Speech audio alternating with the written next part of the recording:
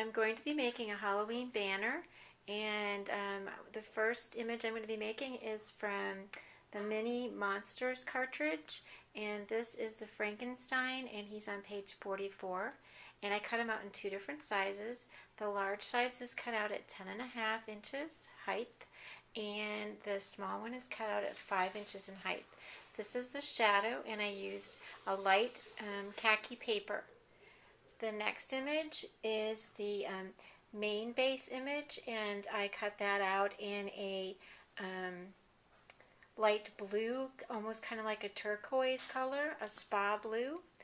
And the next layer would be the shirt, and I cut that out in a purple.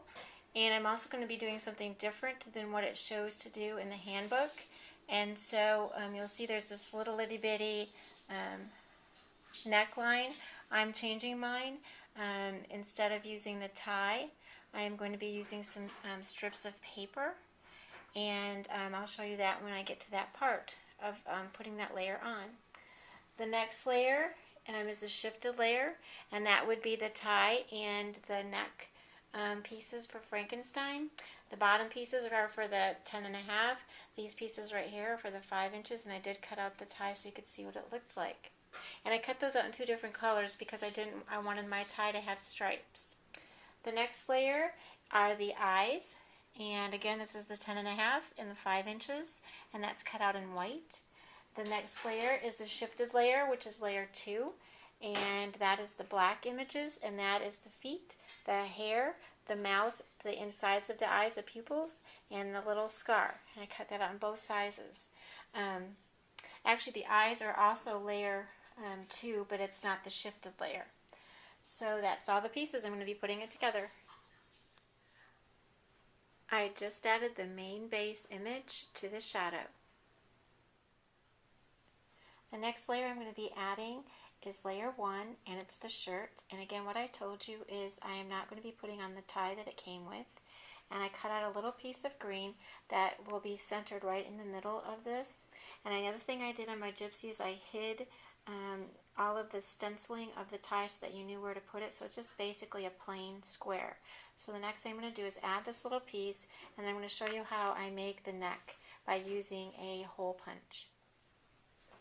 Okay, so I've centered the top of the shirt where I want to get it hole punched. As you can see, I'm just going to get the very top of it to make it look like a neck. I'm going to push down on that, and then I will have my neck. So that's what the shirt looks like after I've punched the very top of it to make it look like a neckline. I want to make my shirt, the green shirt, to be striped, so I went ahead and cut some extra little strips of paper, and I'm going to be adding those to make them into a striped shirt. And I already put the tape on the back, and basically all you do is you just line them up and put them all the way down, and then you'll have a striped shirt. The shifted layer 1 would be the screws at the side of the neck, and it would have been the tie. But like I said, I hid the tie and I just cut out the screws out of a gray. And I did that for both of the images. And there you are. The next layer that would go on would be layer 2, and that is the white of the eyes. One eye is larger than the other, but then the main base image has the stenciling so you can see where that goes.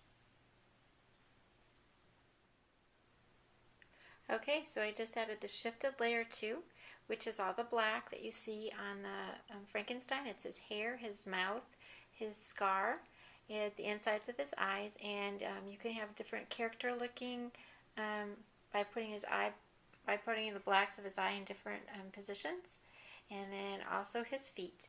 So he is complete and ready for a Halloween banner.